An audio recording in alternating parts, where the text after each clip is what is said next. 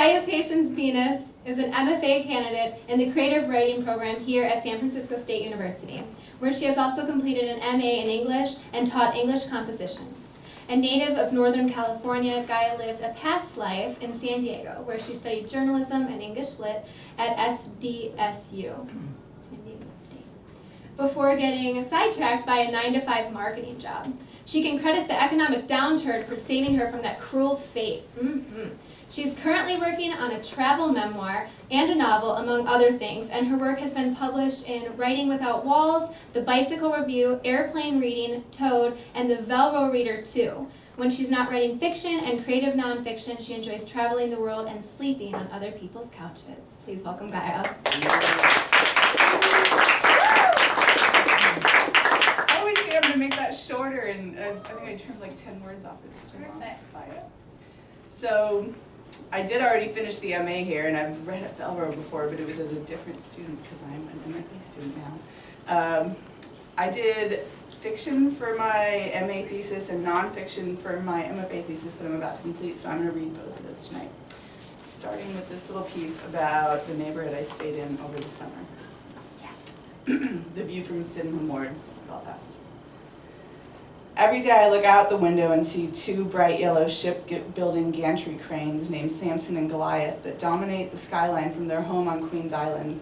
From morning until sunset, this westward-facing view lights up the living room of a third-floor flat in the East Belfast ward of Sydenham, where I'm staying for the summer, with a young man whose British last name may hide the fact he was raised Irish Catholic by his mother. Every piece of the view from his window reminds me of something. The yellow cranes of differing sizes remind me of Belfast's history as an industrial city, but the iceberg-shaped museum sharing the island with them reminds me that industry has sailed away. The city airport on the other side of the railway station reminds me people still return to Belfast after leaving, in spite of the mass immigration that shrunk the city's population for 60 consecutive years until 2011. I can walk down 3 flights of stairs, out the door of the building, across the street, just half a block and wait for a train there. I can get to Titanic Quarter, Belfast Central, Queen's University, Botanic Gardens, or Great Victoria Street in just a few minutes. Those destinations where visitors and tourists often find themselves aren't particularly far from Sydenham and the rest of East Belfast, but the distance feels greater than the space between them.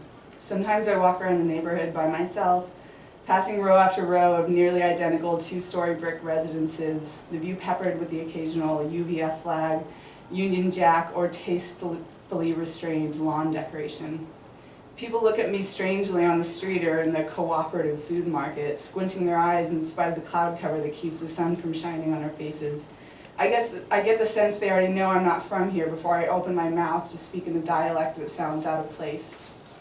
Should I decide to take the 3A that heads from Sydenham towards the city center, I will be reminded of the fact that Belfast is not neutral territory, and not all visitors are welcome in every sector. There's no avoiding the view from a double-decker bus heading from East Belfast into the city as it rolls past the murals of Sandy Row, depicting our men wearing ski masks and UFF patches on their black bomber jackets, Union Jacks waving in the background. We see nothing but the elementary right implanted in every man. One black and white mural reads, "The right if you are attacked to defend yourself." Our message to the Irish is simple, another mural announces. Hands off Ulster, Irish out. The Ulster conflict is about nationality. When I leave Sydenham by bus to go into town, as the locals say, I'm always glad when we pass the paramilitary murals and we reach the opposite side of the River Logan. On one such bus ride, I turned to Stephen, the young man I fell in love with while traveling across Europe in 2013, and I find him looking away from the view that I can't stop looking at. I think maybe it's easier for most people who live here to just look away. I think of the day his father told me how he and Stephen's mother campaigned for peace between Protestants and Catholics in Northern Ireland when they were younger. They didn't want to raise a family in a world where parents had to check under the car for bombs each morning before driving the kids to school. A different conflict ended that union, though, and like the Protestant and Catholic districts of Belfast, they remain out of sight from one another, done battling but still contemptuous from their separate corners. We don't talk about this like we don't talk about those murals and earshot of other passengers on the bus ride. Some things are easier to leave unspoken and unexamined, the attitude most people in Belfast seem to take towards the conflicts. Sometimes I feel divided from the rest of the world within the confines of East Belfast and all the quiet neighbourhoods like Sydenham that make up the Victoria district. You might be the first American to stay this long in East Belfast, Stephen says one day when we're walking down the street in Sydenham. He says I might just be the first American to walk down some of these streets altogether. I doubt the latter a little bit, but I admit it's true. This area doesn't seem like it gets a lot of foreign visitors. I continue my visit nonetheless. They're just going to have to get used to this tall, blonde, strange, tattooed woman from California walking around and shopping in their stores. Sooner than later, I'll be here to stay for a little bit longer, although I'm campaigning for a different neighborhood that's farther away from those murals. I try to imagine Samson and Goliath as a more permanent fixture in my skyline. I continue staring at the view from the window for the remainder of the summer. I tell myself the yellow cranes are cheerful. On the days the sun shines, we hop on the train, we avoid the murals, and in minutes we find ourselves in botanic gardens, looking for a spot on the grass to lay our picnic blanket amid the other sun worshippers. We buy vanilla soft serve from the ice cream truck and blow bubbles and listen to music and smile at the children playing nearby. The murals seem worlds away from here. When I return to California at the end of the summer and I move back into my rented room in the diverse neighborhood of Excelsior in San Francisco, I have a greater appreciation for the bright colored murals depicting Latin dancers, Aztec warriors, counterculture icons. I find myself missing the views of the cranes though. That bright view through that window is really starting to grow on me.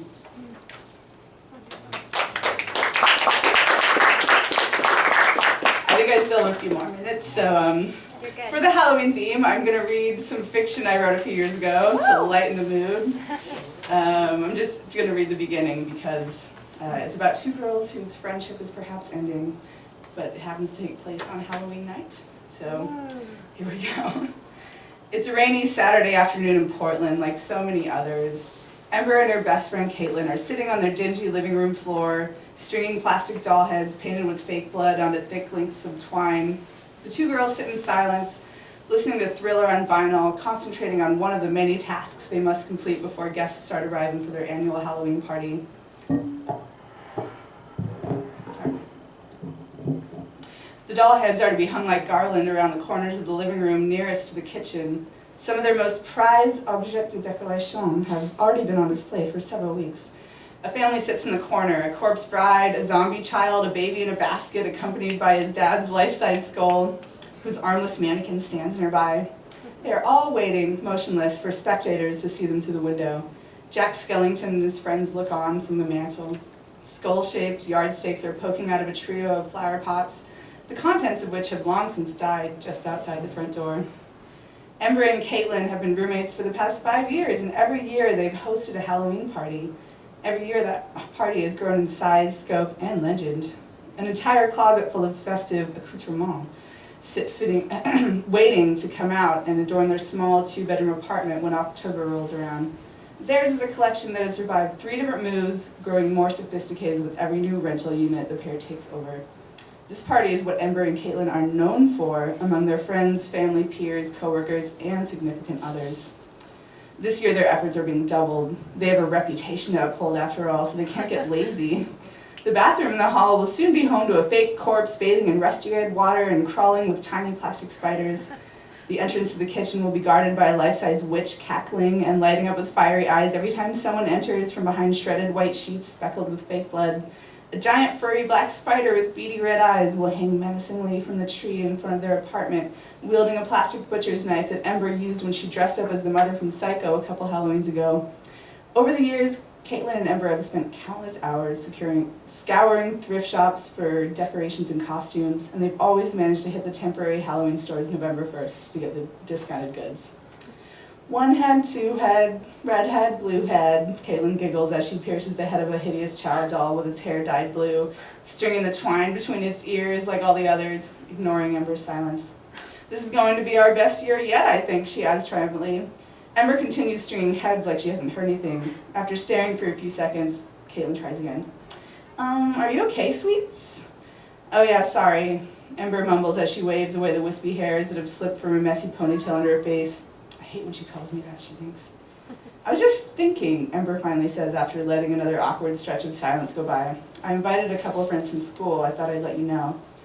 I hope it's okay with you, Ember almost adds, but she decides against it when she spies Caitlin rolling her eyes for a second. every time I mention that word.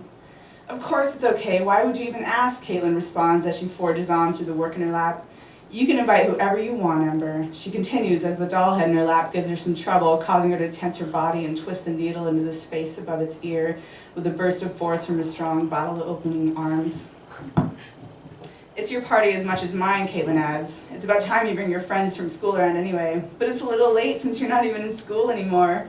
Caitlin laughs as the words roll from her painted red lips. I mean, sometimes I wondered whether you had any friends at school or if you were just embarrassed, you know, where you live or who you live with. She giggles and squeezes her eyes into slits. I'm trying to be more social now, I guess, Ember responds, still focusing on the work. You know, bring my different circles together. I hope one of them's a cute boy, Caitlin says, cranking the volume up. You sure could use one. Yeah, Ember sighs. One of them's a boy. I'm almost done. The closet full of decorations and costumes is one of many things that Caitlin and Ember have come to share since they met on the first day of the 3rd grade in Ms. Bruner's class. They were both new kids that day. During recess, Caitlin walked right up to Ember, sitting by herself on a bench playing with a weird-looking doll, and started talking to her without a moment's hesitation. That looks cool, what is it? She remarked about the doll Ember's mom and dad brought back from a trip to Northern Europe over the summer when Ember had to stay with her grandparents in Northern California. It's a Martha doll from Finland, Ember explained as Caitlin's eyes lit up. Do you have any other dolls? Caitlin asked with a smile that appeared in her face as naturally as a casual breath. Maybe we could play sometimes. I love dolls. I have lots of dolls, Ember smiled back at Caitlin with all the effort she had. There was no question of their friendship from that day on, it just was. It turned out they both live in the same woodsy area outside of the denser residential districts, where they soon learned of a mutual love for playing outdoors, make-believe games with her favorite. They could be dinosaur hunters or moonwalkers or forest fairies. They entertained themselves for hours running around in the dense green and brown clusters of spruce, sequoia, and cedar trees. And when there were puddles to jump in, they would return to their parents' homes soaking wet. Now, more than 15 years later, they also share a dream of travel that has not yet been fulfilled for either of them. More specifically, a dream of traveling to Paris. A dream they both have been saving their pennies for since shortly after high school, when they worked at a small cafe together. The dream emerged when Ember and Caitlin were 12 years old and Caitlin was sleeping over one weekend while Ember's father was out of town. Once the girls were safely out of sight playing Caitlin's Girl Talk board game in Ember's bedroom, her mother Donna started watching a French movie she had rented from a video store that had a large selection of independent and foreign films. The movie's rated R storyline centered on 2 young lovers running the streets of Paris together at night, kept apart by their families. Ember saw the R rating on the outside of the box earlier that afternoon, and she knew they should try to watch it. As the movie started playing loud enough for them to hear it, the 2 girls crept out of Ember's bedroom and started watching from around Donna's shoulders until she noticed them. You're not going to tell your mom I let you watch a rated R film, are you, Caitlin? No, of course not, Donna. It can be our secret. I won't tell a soul. Her smile was always enough to smooth over any doubts. All right then, get in here and sit close enough to read the subtitles, Donna said with a smile, softened by a smidge more wine than usual. She proceeded to turn the subtitles on so the girls would understand all the declarations of love and passion during the film's frequent sex scenes.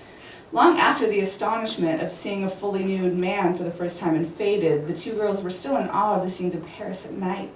All the lights twinkling and the pairs of thin, dark-haired, doe-eyed lovers in the streets making cigarettes look sexy.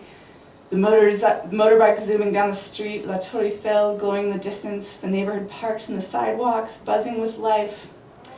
It all looked so magical, like nothing that existed in real life, and it was real though. Everyone knew it was real, they just had to see it. Ember bought books about Paris, and eventually she learned about everything that there was to know about every Francophone nation. She opened a special savings account dedicated to their dream while she and Caitlin worked together at the cafe. Set it up at a different banking account and everything, a different bank and everything. Their plan evolved over time. They agreed it would make sense to see as many magical cities as they could, and they would be free. They just needed some capital. The dream was enough to keep Ember and Caitlin's friendship strong, as long as they had things like punk rock shows and thrift store clothes to keep them occupied. It was the dream they talked about as they lay stoned, listening to records in one of their bedrooms, which they both decorated with collages they had worked on together, encompassing entire walls that they had spent clipping pictures and phrases from magazines and collecting postcards and other random additions. that was how the collecting thing all started. Now they collect boxes of Halloween decorations that lay waiting in the closet all year, and they fantasize about Paris and where their magical journey will take them. Wherever the road takes us. Ember wistfully mused on so many mornings over steaming mugs of coffee. Caitlin would always mirror the statement with her own inflection. Wherever the hell the road takes us, lady, that's where we're gonna go. Fuck yeah.